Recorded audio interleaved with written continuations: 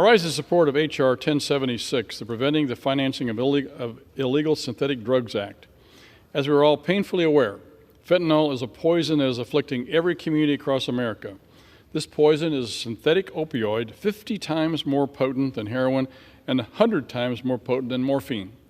Just 2 milligrams, equal to 10 to 15 grains of table salt, is enough to be lethal.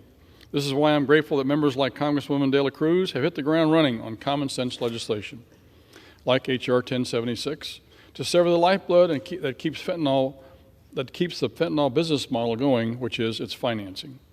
As we heard in the Financial Services Committee hearing titled Follow the Money, and I quote, financing is essential to support and sustain the command and control, personnel, arms, communications, logistics, and operations of organized crime groups. For this reason, following the money trail and depriving criminals of illicit financial flows can disrupt and disable these networks, end quote. I recognize there are many challenges to attacking the fentanyl crisis, including our unsecure border. But from a Financial Services Committee perspective, we can only address what's in our jurisdiction, and that is its financing. Congresswoman De La Cruz's study will help inform Congress on the next best step to disrupt and dismantle synthetic drug trafficking and its financing. I urge all my colleagues to support this bill. And with that, Mr. Speaker, I reserve the balance of my time. Gentleman from Missouri reserves. Gentlewoman from Colorado is recognized. Thank you. I yield myself such time as I may consume. I rise in support of H.R. 1076, the Preventing the Financing of Illegal Synthetic Drugs Act, sponsored by Representative De La Cruz of Texas, a bill that I am pleased to co-sponsor and co-lead.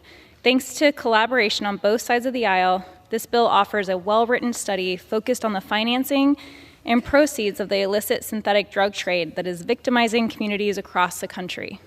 By following the money behind the multi-billion-dollar drug trade, we are able to understand the traffickers' operations and improve our ability to disrupt their activities. The effects of the trafficking has been staggering. Deaths involving synthetic opioids, such as illicit fentanyl and methamphetamine, increased by 22% in 2021, resulting in the deaths of more than 100,000 people, of our family members and our neighbors. In 2022, there were also nearly 200,000 non-fatal opioid overdoses in the U.S. In 2021, the overdose death rates increased 44% for Black people and 39% for American Indian and Native Alaskans, showing troubling trends and widening disparities among population groups. Combating the opioid epidemic is one of the reasons I ran for Congress. Like too many Americans, my family has been impacted by the opioid crisis. My mom's addiction began with the overprescription of opioids, which led to heroin and ultimately fentanyl when it started taking over the drug supply chain in 2016. Unfortunately, my mom's story is not unique in Jefferson County, in Colorado, or in this country. The opioid epidemic is now more lethal than ever as we continue to see drugs become more and more potent and easier to traffic. It is going to take an all-hands-on-deck approach to stop the flow of fentanyl and other illicit synthetic opioids in this country. And ensuring that we understand the financial networks of drug trafficking organization is a critical tool that we need to protect American lives. This bill will not solve all the issues related to the opioid crisis. We need to do more to increase access to substance use disorder treatment and recovery services, and we need to do more to help support the workforce shortages. We need to crack down on social media companies that are permitting the sale of illegal drugs to young Americans, and we need to ensure that the financial system has the tools to quickly identify bad actors and break up their drug trafficking rings. As a member of the House Financial Services Committee, I advocate for leveraging every financial tool at our disposal to pursue the traffickers of illicit fentanyl and other drugs. In this role, I also advocate for every individual family and community that has suffered or will suffer from misguided anti-drug policies, physical, social, and economic damage to have the support that they need. Thus, I urge my fellow members to vote for this needed trafficking study bill, but I also urge them to consider that we must take the time to learn the lessons of the past epidemics and take further steps to eliminate harmful and counterproductive policies. I reserve the balance of my time. Gentleman from Colorado reserves. Gentleman from Missouri is recognized. Thank you, Mr. Speaker. And now I'd like to yield as much time as she may consume to the to the sponsor of the bill, the newest and dynamic member of our committee, Ms. De La Cruz from Texas. The gentlewoman is recognized. I thank the gentleman from Missouri for yielding and for his broader leadership of the Financial Services Subcommittee on National Security. Mr. Speaker, according to the CDC, over 107,000 Americans died from drug overdoses or drug poisonings in the 12-month period ending January 2022. 67% of those deaths involve synthetic opioids like fentanyl, which is up to 50 times stronger than heroin and 100 times stronger than morphine. Last year, Hidalgo County, which sits in my district, made news with massive fentanyl seizures at the U.S.-Mexico border. These include 1.5 million in January 2022 and 330,000 in June. These numbers are staggering.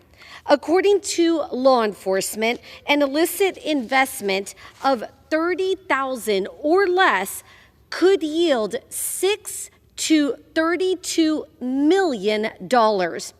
To end this crisis, we must tackle the financing. As the adage goes, follow the money. This money fuels the operations of the cartels that are poisoning our families. My bill, the Preventing the Financing of Illegal Synthetic Drugs Act, will help law enforcement pinpoint the business model of the traffickers, how they move and hide their profits, and what the U.S. can do to stop fentanyl money laundering. To end this carnage that is taking so many lives in South Texas and all across America, we must track down the funds that fuel it. Thank you, Mr. Speaker. I yield back the balance of my time. Gentleman from Colorado is recognized. From Missouri, reserved. I reserve. Woman from Colorado is recognized. I now yield to the gentlewoman from Ohio, Ms. Beatty, as much time as she may consume. The gentlewoman is recognized. Thank you to my colleague. Thank you, Mr. Speaker, and certainly to my colleagues on the other side of the aisle. But first, let me thank the gentlelady for yielding, and I am pleased to rise in support of the Preventive of Financing and Illegal Synthetic Drugs Act, as we refer to it, H.R. 1076. As the ranking member of the Financial Services Subcommittee of National Security, Illicit Finance, and International Financial Institutions, our jurisdiction tends to focus abroad, Mr. Speaker, but make no mistake, the epidemic of synthetic drug overdoses impacts each and every congressional district and every community throughout our country. For example, in Ohio, I would like to share that Ohio, which we are not proud of, ranks third in the overall number of drug overdose deaths. And according to the Center for Disease Control and Prevention, over 107,000 people in the United States die from drug overdoses or drug poisoning in the most recent study over the past 12 months. And 5,000 of those individuals were right there in my district.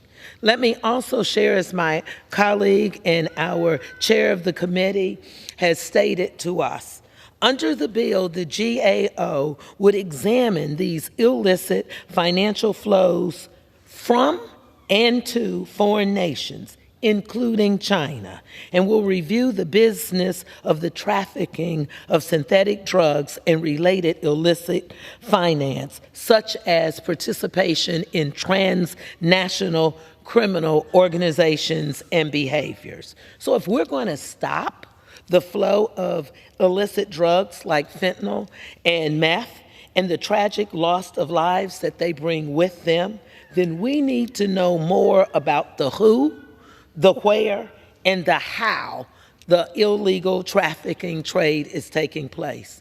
And that is why I am honored to support what I'm going to call a common sense, bipartisan piece of legislation. And again, I want to thank the chair and certainly our committee and our ranking member of the Financial Services and the bill sponsors. And I urge my colleague to join in support. Thank you, and I yield back. I continue to reserve the balance of my... Gentlewoman from Colorado reserves. The gentleman from Missouri is recognized. I'll reserve. Reserves. Gentlewoman from Colorado is recognized. Thank you, Mr. Speaker. I have no further speakers, and I'm prepared to close if the gentleman from Missouri has no further speakers. I have no further speakers. She's allowed to close. Gentlewoman from Colorado is recognized. Thank you, Mr. Speaker. I yield myself the balance of the time. I thank Representative De La Cruz for her collaboration on this bill. Together, we can better understand the financing of drug trafficking and how the traffickers move and hide their proceeds. Doing so will help Congress and other policymakers to better disrupt their operations, protecting innocent Americans from the deadly harm that they cause in communities across the country. I again urge my colleagues to support this bill, and I yield back the balance of my time. Gentlewoman yields back. Gentleman from Missouri is recognized. Thank you, Mr. Speaker. I think the bill's sponsor, Ms. De La Cruz, and co-sponsor, the gentlelady from Ohio, have both articulated very well the need for this bill. It's a good idea. I urge everybody's support for it. And with that, I yield back the balance of my time. Gentleman yields back. The question is, will the House suspend the rules and pass the bill H.R. 1076 as amended? Those in favor say aye. Those opposed say no. In the opinion of the chair, 2/3 being in the affirmative, rules are suspended, the bill is passed, and without objection, the motion to reconsider is laid on the table.